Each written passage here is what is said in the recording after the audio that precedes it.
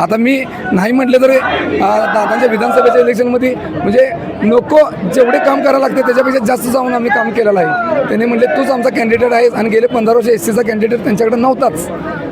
कोणतरी उपरा येणार आणि त्यांना देणार म्हणतात ना, देतो करत मी आता विचारूनच काम केलेलं असते आपण की आपण काय करणार आहे. भागातल्या समस्या असून देत किंवा काय पण असून देत आपण त्यांच्याकडं त्या पद्धतीने आम्हाला माहिती आहे सगळं. एक भाग पूर्ण घरटुघर झालेला आहे आणि त्यांनी देतो कर त्यांनी आपल्याला दिलेलं नसल्यामुळे आपण अपक्ष फॉर्म भरत आहे.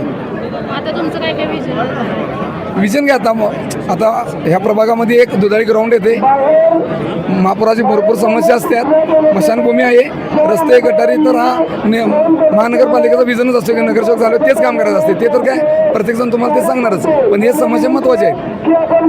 रस्ते गटारी एवढा आपण म्हणतोय तरी पण होत नाही. पण 5 वर्ष नाहीतच ना. त्या काळातच मी काम म्हणजे त्या काळातच मी म्हणजे 2000ची इलेक्शन झाले नाही त्यावेळेस पण मी 5 वर्ष अजून म्हणजे रस्त्यावरच आहे. इलेक्शन होत नाही असल्यामुळं आम्हाला संधी मिळाली नाही आणि देतो करत 5 वर्षाचे गेलेले जात आमचे आणि इथून पुढे 5 वर्ष थांबणार कोण.